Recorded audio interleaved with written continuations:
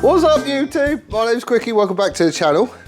Jamie is back in the house and we're going to be playing about with a few bits and pieces. So, we're probably going to divide and conquer it just a little bit. He's got some reading to do. We've got a big old book of words here for the motor gadget stuff. I've seen a couple of videos, revival cycles, they do a really good one, but looking at the instructions, it's not. You know, it could be a doddle. It should be a doddle, everybody says it is. It must be, it's on the internet. But we shall see. So I've got the, oh yeah, someone was saying something about you might have to put a resistor in line with something. You was on about a termination resistor or something. We don't know, we'll have to figure that out as we go. But we're going to divide and conquer. So I've got the nipples for the throttle cable just because I didn't like the ones that was on it. So they're getting changed out. We'll get all the carbs and pods and all that stuff back on properly. I'm also going to run some oil lines. And hopefully by that point you've got your head around the wiring. Or, you know, before that. Yeah, done. We can get on with stuff. Right then.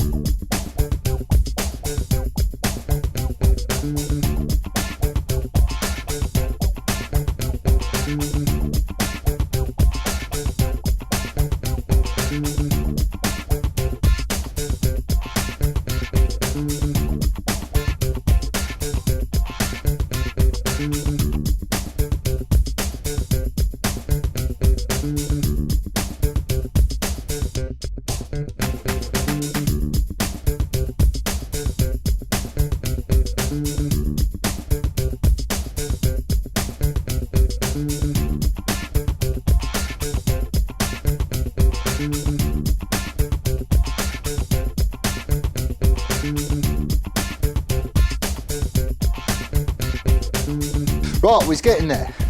There hasn't been a great deal of yap. We just got heads down and got on with stuff. So, in no particular order, the throttle cables is on, but I'm not very happy with the throttle cables because it doesn't really snap back. It could just need like cleaning up and stuff, but it kind of goes back, but it doesn't snap back. So I'll have to cock about with that a little bit. Certainly good enough for dyno, everything's adjusted and that's all good. No, it's only from that end. Clutch is all hooked up, it's got oil in it, it's got an oil cooler on it, and nothing is peeing out the bottom, which is a result. Jamie has been busy as hell doing all this lot. It looks a mess, I'll give you that, but for good reason, because we're just, well, cobbling or bodging, I'm not sure what's the proper term. Bodging, right. We're just doing it all with spade connectors, but literally everything is just getting hooked up enough that we can turn it over and run the bike. All that lot will get swapped out with, we've got like the proper kit, all the wiring and connectors and zip ties and everything else.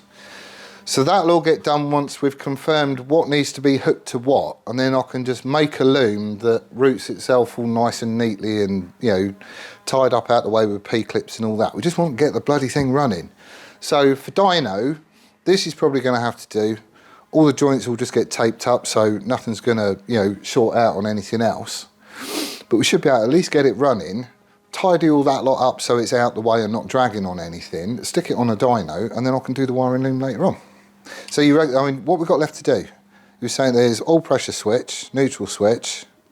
Well, apart from like reg lights and stuff like that, to actually run it, it's just... Yeah, we're not bothered about lights and anything. Really, just alternator, this lot. Yeah. I'm not sure what that is yet. We'll have to have a look in the book of words. Reg rec, like you said. Yeah. I just need a longer...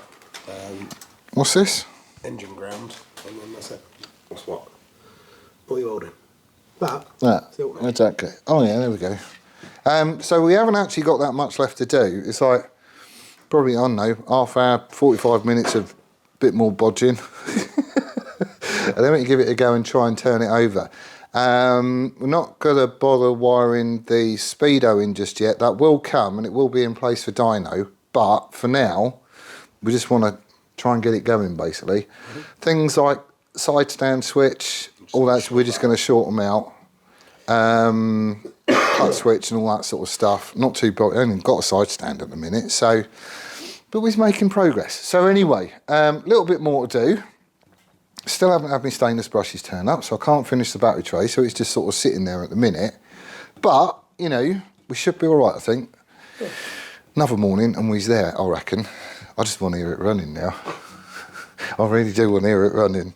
Get the noisy boy on the case. Anyway, we'll be back. Right, I'm back. It's Friday. The week has just gone. I wasn't in here yesterday because I had some stuff that I had to get done. But Wednesday, we had Crispy come down and he's given the bike a once-over. I didn't realise he's not been down here before and seen it. I should have known, really. But anyway, he's come down and had a look-see, and it sounds like he's all good. I've just popped into his gaff on the way just to get some of these. I'll get a picture and show you. But without these, it's probably not going to start. And they are the smallest little thing, and they're not mentioned anywhere, and they're not shown on the circuit diagram. Sneaky. I'll tell you why in a minute. So anyway, he's checked his diary, and we now have a date for dyno. We've got a dyno day coming up. It's going to be the 7th. So I'm going to book the day off just because, you know, I want to play and I want to try stuff out. But yeah, the 7th we're going down there. I will take you with me. So I've got to get all the bike ready and sorted and, you know, stuff squirreled away and all that sort of stuff. So this weekend, I'm hoping to get the bugger going. Now, I'll get the kettle on in a second. Let me tell you about this. Right, these are 100 ohm resistors. You can tell they're 100 ohm because you can either stick a meter across them and measure them, or you can look at the colour stripes on them, and that denotes what the resistance is basically. But anyway, apparently I need one of these, and I didn't know it, and there is nothing in the book of words. Right, there is nothing shown. There is a circuit in there that doesn't really seem to do anything. Essentially, there's a feed that goes off into the ignition switch, comes out the ignition switch. Hang on, which one is it now? Right, this one here. This, what is that? Orange and yellow, maybe? I'll get a picture and shove it up, but there's an orange and yellow one here. Comes out the ignition switch, goes into the igniter unit, and it doesn't really do anything. It's not connected to anything. So Crispy rocked up and he was basically saying that they hide one of these inside this. I don't know how I'm going to get into it, don't mind. Basically what happens, and I didn't know this was a thing, but apparently he gets a load of people that go and get these cheapy kits off eBay where you get like another fuel filler and an ignition lock and a seat lock thing, just so you can have the one key. He gets these cheapy ones off China. People put them on their bike and the thing won't run, and that's because buried in here there is one of these little resistors, and the igniter unit is looking for that 100 ohm resistance, or it's going to think it's being hot wired. So it's there purely to stop people stripping the cables back, chopping them, joining them together and hot wiring your bike basically. So they put this resistor in there just to, it's like an anti-tampering thing I think. Although I don't know how I'm going to get into this. It's got I can't even, it's got like a study thing on it. It's going to be a security jobby, isn't it? But I want to get the bottom off just so I can have a look in there and see if there is one. Well, they're Phillips. You just know it's not going to be in there though. I don't know. Where's my screwdriver? Let's have a look.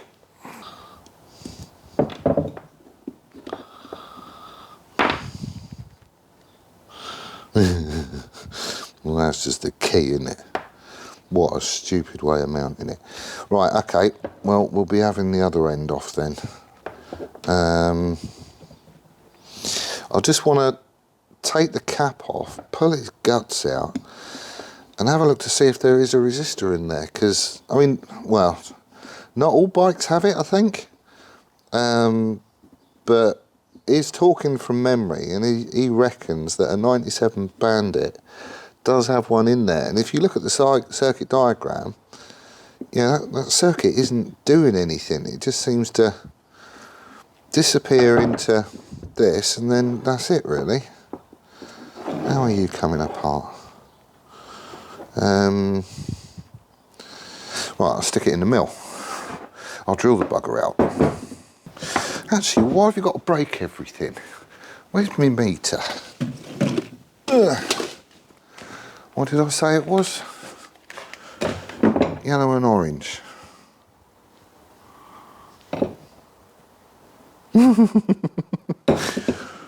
Right. There's not a yellow and orange one there.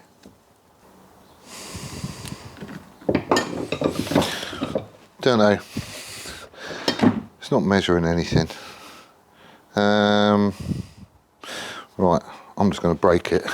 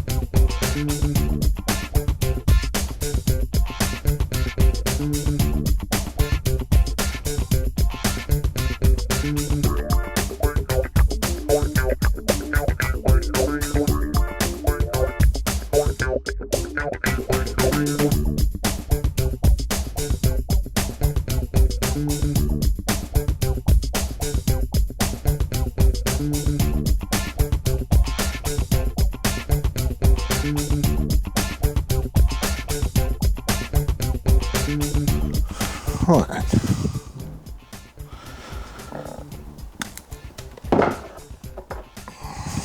Right, ease off.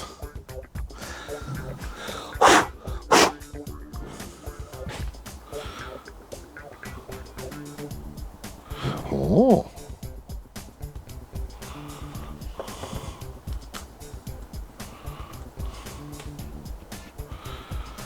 How'd you come out?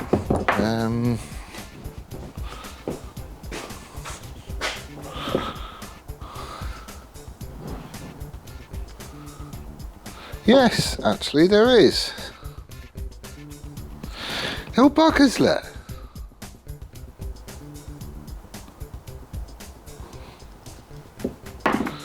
Right, let's just check that is 100 ohms. I think it is. Where are we? Ohms, that's right. So,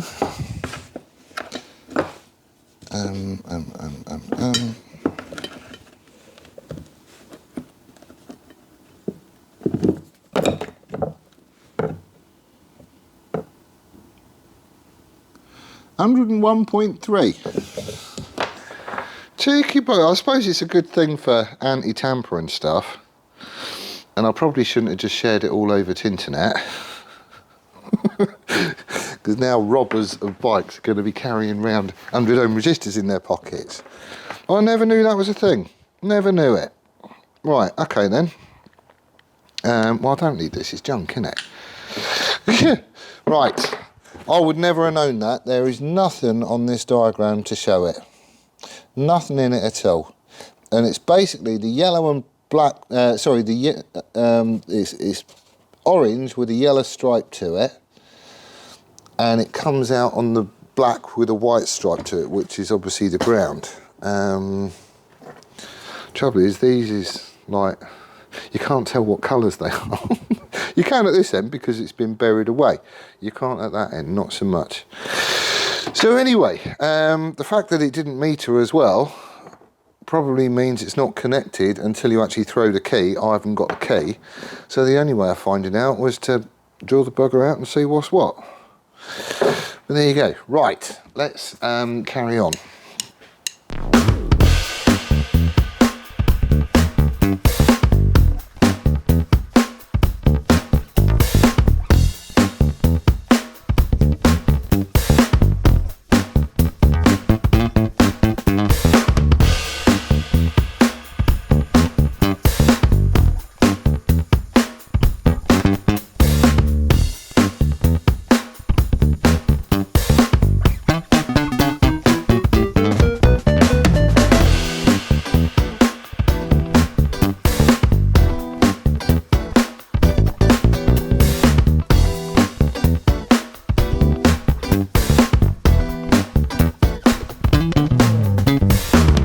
This little lathe is so much better. It's like having to learn a new machine again. It used to be on 240 volt single phase, but we've now put an inverter in, so it's actually on 3 phase, which means I get all the torque back. And the trouble was that whilst he was just on single phase, you know, I couldn't run the really hot tall gears or the really slow gears.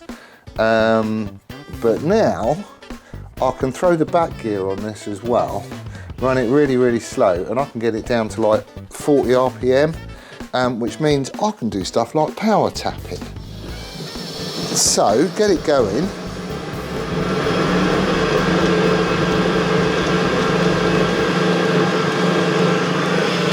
Is that one the lowest one? Yes, he is.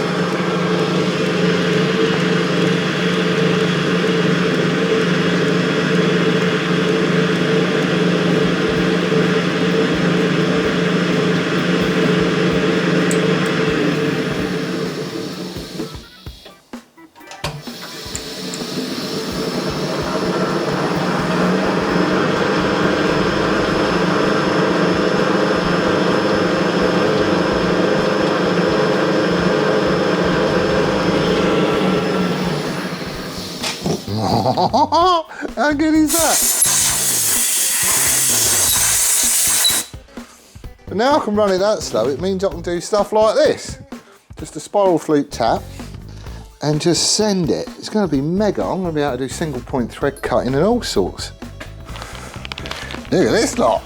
Posty's putting the overtime in. We've got loads of bits and pieces turning up. I don't know what half this is. I should do. I really don't know what that one is. But anyway, I'm hoping some of this stuff is going to help me finish, you know, all this lot off. I've ordered some different, I did get some 16mm squared battery cable. I'm probably still going to use some of it for like the earth in the engine and stuff like that. But it don't need to be that big. So I've gone one size down, which is still good for 70 amps. Or is it 110 amps? I can't remember. It's a lot anyway. And I'm hoping it's all going to be in there. But if the stainless brushes have got there as well, then I can finish up my battery tray and I can get all that lot mounted. And then we can tidy the wiring up. So these is my little earthing points. Right, there is nothing flashy about them at all. At all, look. That's the M6 one. So that's just going to be for the earth from the battery to the frame. And these are little M5 ones. So again, those little ring crimp things, where are they? I'm hoping they're M5. If they're not, I've cocked up. Are you an M5? These little things. I'm going to be using these to earth them. That blue bit is going, because I hate it when you crimp them. Right, they'll need to be opened up just a little bit. Why didn't I check that? I thought they was M5. Right, we'll open those up a little bit, have the blue bit off, and that's what we're going to be using. But he should just go in there, washer on top, and I can earth everything. Right, it's going to be lovely to get rid of all this lot, isn't it? All this lot has to go to earth. So instead of having wires dangling everywhere, if I've got something that needs an earth, it's just going to have one of these. I don't know, say I need an earth point for something up here, or wherever, and we're just going to have an earth stuck on the frame, so it'll get welded in strategic places, and I can just have a really short run of cabling straight to an earth point. The whole of the frame is earthed, and it'll be tied into the battery as well. We've had a meter from the battery post to the headstock, and it reads 0 ohms, which it's about as good as you're going to get, really, isn't it? But yeah, all this lot needs to go. Indicators here, they're on just for setup at the minute. They're not going to live there. And this, well, that's my horn. For doing the pairing on the Bluetooth, basically you need to give the lock connection on the M unit 12 volts, and then you tap your horn 3 times. Well, it's not, I haven't got a button up there, so I've just got a wire, and I've just been tapping it on the earth frame. And it does go into the mode where you can start pairing phones and all that other sort of stuff. But with the M unit Blue, basically you rock up with your Bluetooth turned on your phone, and it's like you just turned the ignition key on. So some of this is on here just for setting stuff up. And some of it is going to stay, but obviously not where it is, because that's messy as. Nothing is really insulated or anything else. This is just a bodge. This button, that is my temporary ignition. It's a contactor off the old lathe. But essentially that just gives me, if I hold this down, it gives me 12 volts to the lock. The lock connection on the M unit. So that again will be going once everything is paired up and sorted. So that's all good. I really want to get that in that and that mounted as well. Let's have a look and see what post he got us.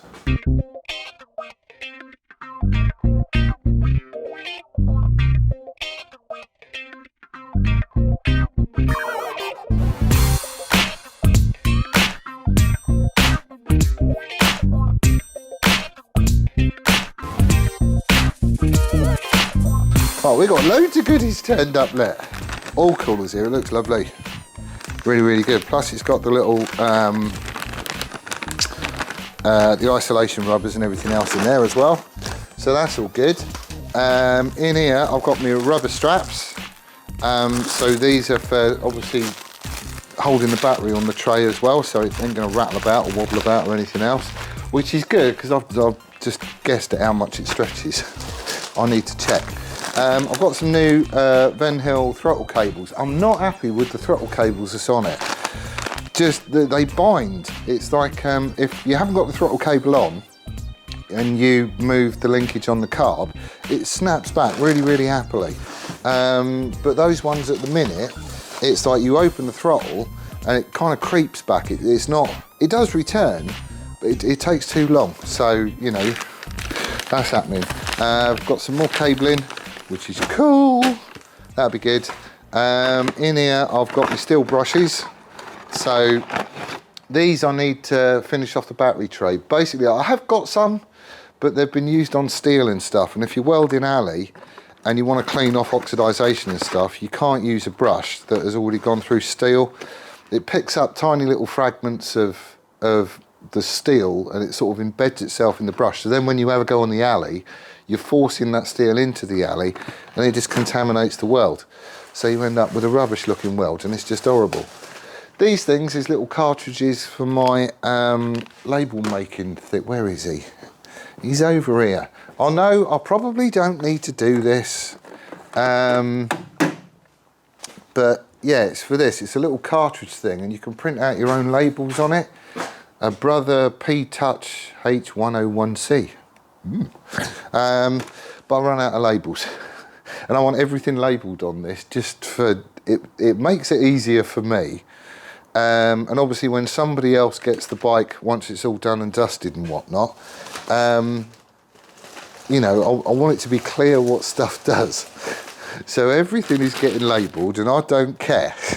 There's all going to be hidden anyway, so you know, it's not like it's going to be a problem, is it? I'll sort him out in a bit. So, I think I've got everything I need to crack on this weekend, which is mint. What I plan on doing is I want to try and start the bike this weekend. I've got a jerry can with fuel down there, but I want to sort out all the wiring, test it and make sure it's okay, and then just rationalise it a bit and just tuck that. It's not going to be the finished loom, but I just don't want crap everywhere for when we're on the dyno. Apart from that, if I can sort of whittle the loom down to just what I need and route it kind of where I need it to be and everything else, then when it comes to making the real loom, I'll just take that one off and go, right, everything's basically the right length. Just make it like that, but colour code it and put the proper ends on it and stuff. So that's my line of thinking. Apart from that, you know, I'll get a sense of how tidy the wiring's going to be and all that sort of stuff as well. The only other thing that turned up, which isn't bike related, is that ballast resistor jobby for the van, so I can get my blowers working. I've still got number 4. I haven't got the others. And stupidly enough, it looks like the cold weather's going as well. So I won't be using the blower anyway. Right, what was the other thing I was going to mention?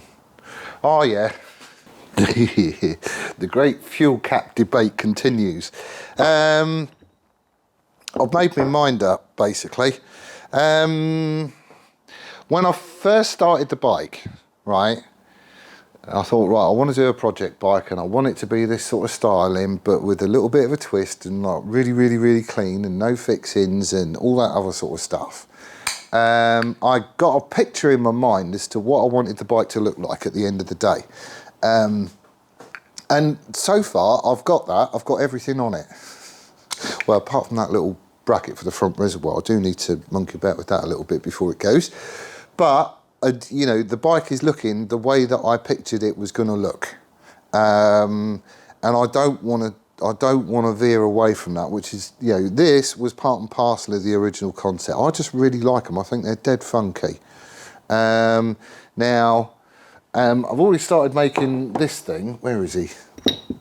I've already started making this, and I'm probably still going to go ahead and make it. Just because I want to see if I can, basically. I want to see if it would work, and what it would look like and all that other sort of stuff.